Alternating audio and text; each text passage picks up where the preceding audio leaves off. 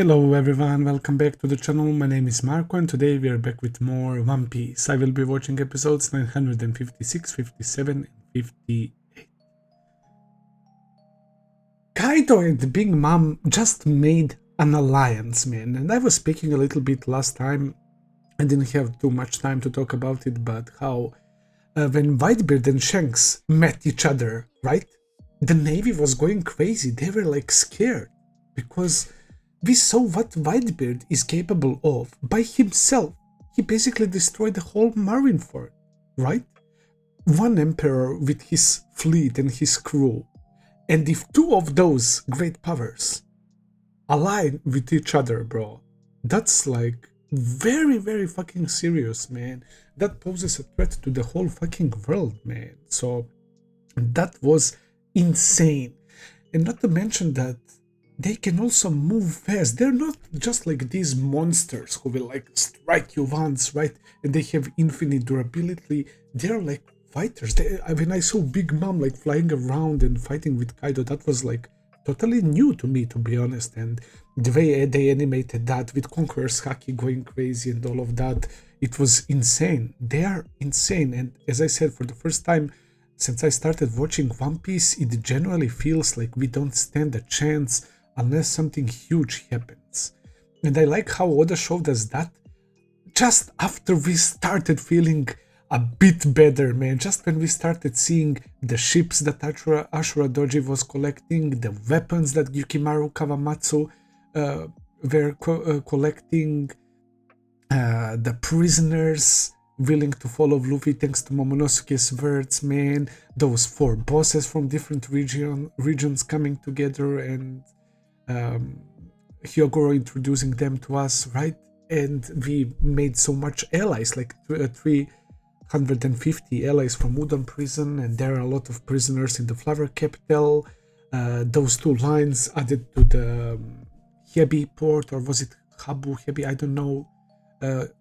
It's meaning Tokage now, if I remember correctly, from snake to lizard, right? And they're all going to come to that port. So it was like a prank set up by Yasui, but we also have now that secret message as well.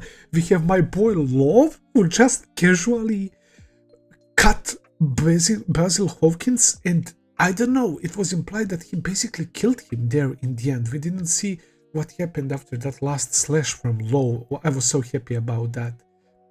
And he was bashing the alliance between Love and Luffy, man, but Love is smarter than that, man. This little like disruption won't break our alliance, man. I'm sure of it, so it's going to be fine. Drake? What the fuck was that? He just let that happen? Was he pretending that he's not seeing things? Like, what's up with the Drake, man? We have that situation as well. And Yukimaru being Onimaru, that fox who is like the partner of Ushimaru, who was the daimyo of Ringo, if I remember correctly, a samurai, right? And I love like the tradition of Wano and the internal graves, and that they get the swords from the day they were born until they die. They stay with them, and hence internal grave, man. They place those swords next to the grave, and we are going to, in a sense, use those swords and use people's souls that have passed away and use their help in this battle, man, which is very poetic. And yeah, just a lot of interesting things happening. And then Oda strikes us with Big Mom and Kaido making an alliance. They even showed us Sea Roar, Scratchman Apun approaching, right? They have a completely different way to get to Wano, of course, for Kaido's pirates and the Orochi's people, right? They don't have to climb the waterfall. The waterfall literally splits into like a curtain or something, man, and they just pass, and they have elevator and all of that, so it's very, very easy entrance for them. And it turns out that when he was meeting Kid with and Basil Hawkins, that he was already working with Kaido, man. So yeah, Basil Hawkins used tarot cards, didn't fight back at all, while Kid of course tried to stand up to Kaido, and Kaido apparently loves to bully and force characters like those into submission. The characters that, let's say, have like high ambitions, right? Similar to like Luffy, he likes to break those characters and get them to his side. So yeah, that's also something that we learned. I think I'm ready for the next episodes, guys. Without further ado, let's begin.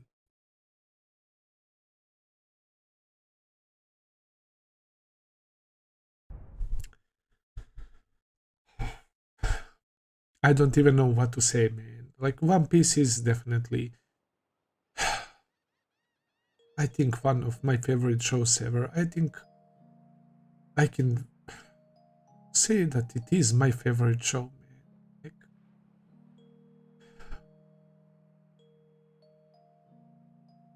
it brings me so much joy. It makes me feel so many emotions always. Like, it got me invested in their world, like what they invested me in his world. I don't know, it feels like I'm a part of it, man. Like, with all these crazy reveals, man, like my heart rate couldn't like calm down for like fucking 2 episodes, man, with all this crazy shit happening. These 2 episodes have been one of the best ones. It's so crazy. I don't think that I'm still aware of the scope of how important these episodes are and the info that we just learned. We got to see the bounties of all these big time pirates, man. We saw the bounty of Gold Roger in this episode. After almost 1,000 episodes, we see the bounty of the king of the pirates.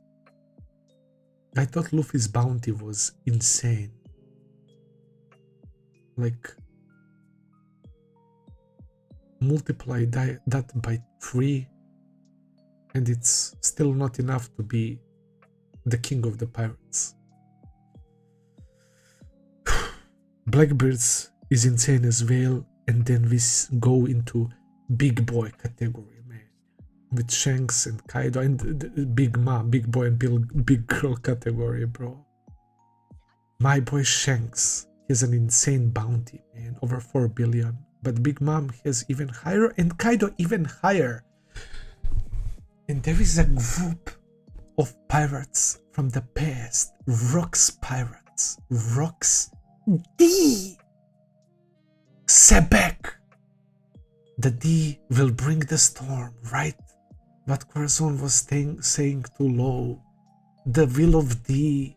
What's up with the fucking D's? He wanted to become the king of the world, not even the king of the pirates. What kind of scenario would involve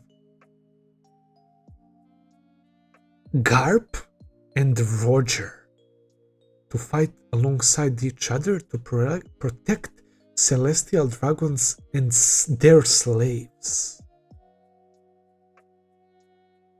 Rock's pirates clearly had like goal to conquer the world and all of that. Rocks seem like similar character like Blackbeard would be right now, right? So not a good guy, right? And imagine how insanely powerful he was in order to keep those beasts in his crew. Whitebeard, Big Mom, and Kaido. Bro. They even mentioned some other names, and Shiki as well, who is, I guess, canon character, right? And we saw in episode 0 as well, him talking to Roger and all of that. Like, what kind of scenario would... We know that Roger and Garp had a special connection and that they fought countless of times, and that Roger, the Garp was the only one who could like stand up to Roger. That goes to show you how strong Garp is. And that explains why Garp has the title of Vice Admiral, because he despises fucking celestial dragons, as I thought before. That makes complete sense, man, that Garp wouldn't rock with them. And he didn't want to become an admiral, not to be under their total, like, service, right? To serve them whenever something happens, he would be called up to deal with that situation, just like Kizaru during Sabaody in the Celestial Dragon incident, man. That makes so much sense. And Roger was this legendary guy, bro. There is no way he was not an evil guy, man. And why would he join up with Garp to protect the celestial dragons? There has to be some crazy twist there that would lead to such a battle of crazy proportions, man. We have to see what happened there exactly. By the way, that island doesn't exist anymore. It's scratched from all the maps, or unless it's like Thriller Bark, it's like traveling and moving. It's like a phantom island, like Zoe, right? Constantly moving. Or because of the crazy pirates who were fighting there, that they fucking basically destroyed the whole island with how powerful people fought there, man, at the same time.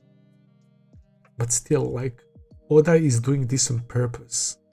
Your purpose told us this to confuse us, right? That Roger and Garp were protecting celestial dragons and their slaves.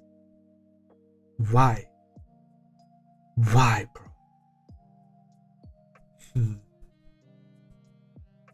Yeah, we remember that conversation between Roger and Garp.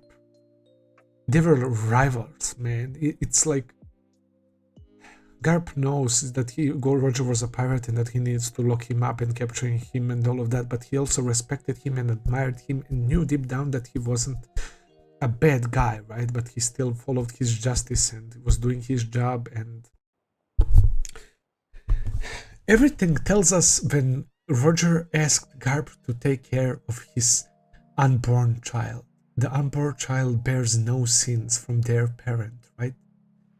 I remember that scene very well at the beginning of Marineford. That gave me chills. And when Garp got entrusted by Roger with his child, man, and Roger, of course, fulfilled that request, man, and took care of Ace and Ace's mother. What was her name? Portgas de Roge, right? If I remember correctly. She passed away. And Garp took Ace and brought him to Dadan's place, right? He was taking care of him and visiting him, and later on, he left Luffy there as well. So, yeah, Garp and Roger, it's like they were friends, man. And it's not that crazy to me to picture them like aligning themselves with each other to fight Rocks and his pirates. But that part about protecting celestial dragons, right? And their slaves, I feel like they weren't protecting them. Maybe it was pictured by the world government or somebody or something like that. But I don't know, did Roger become king of the pirates and all of that, and he spoke about the treasure, about the One Piece, and started this pirate era and all of that? Maybe they'd align to defeat like the biggest evil, right? To do this for the greater good, for the benefit of both of them. Just Whitebeard, Big Mom, and Kaido being there in that crew is enough for me to accept Garp and Roger aligning, man. Let alone having somebody above them, their captain, Rocks. Like, how crazy powerful was that dude after all? So they got defeated there, right? Imagine like how powerful Garp and Roger were as well, bro. Holy cow, we saw young Garp being like absolutely checked with those fists, and we know that he has crazy like powerful fists. He smacked Luffy when he saw him. He's throwing cannonballs, like he's relying on like his raw physical power, man. That's so fucking dope. That blew my mind, man. We learn these bounties, we learn about that incident. There is always something important to all these big shots when it comes to Wano, and we know that Oden wanted to open up Land of Wano to the world, right? That was their goal. And Oden went on the last journey with Roger, right? But Oden was also part of Whitebeard's crew as well, one of his commanders at that, man. So Oden had connections to Whitebeard and to Roger, and we learned that all the way back in Zoe as well, when Momonosuke was saying, "Oh, I met Roger," and at that point it was like, what the fuck? Oh, it's just a silly kids spouting nonsense, right? Until we reach the episode when Kinemon reveals the truth about the time travel, man. So yeah, like, it was such a satisfying set of episodes, my gosh. And then there is stuff with Sabo, with Alabasta, with the warlords being hunted down, with the warlords getting ready to fight back. And not gonna lie, I'm cheering for warlords, for most of them at least, for Boa, for Mihawk, or even for Buggy, man. The fact that Kobe is heading there, it's also very interesting. I don't know how will that play out. The fact that Drake was talking to Kobe also. There is so many things to talk about.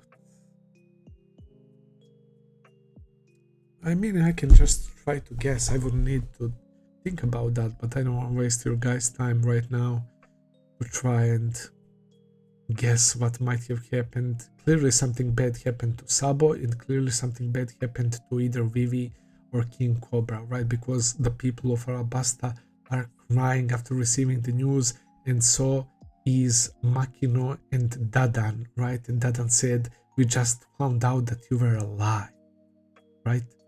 And given the expressions from Dragon, Ivankov, Bella Betty, Koala crying as well, it's also implied that something happened to Sabo, that either he was killed or captured, maybe captured, and we will have like a whole nother A situation with public execution and stuff, right? And they were mentioning sometime in one of the previous episodes that the fighting began when they were trying to save Kuma, right? They couldn't stand seeing their buddy Kuma being treated like a dog, right? To give ride to celestial dragons, right? So big battle happened there, and clearly didn't go well for Sabo and revolutionaries, man. I don't know what happened to others. Karasu, Morley, and Lundberg or Lindberg, I think they were their names. So yeah, Morgan's beating up Cypherpole, not wanting to manipulate the news, respect for that, and so many other things. Too good, man. I've landed here for today, guys. Thank you for watching. I hope that you enjoyed. If you did, please consider subscribing, leave a like, comment, all that good stuff as always. Check out my Patreon page if you want to see full and early reactions. I will be seeing you very soon with another video. Until then, take care and have a nice day. See ya, guys.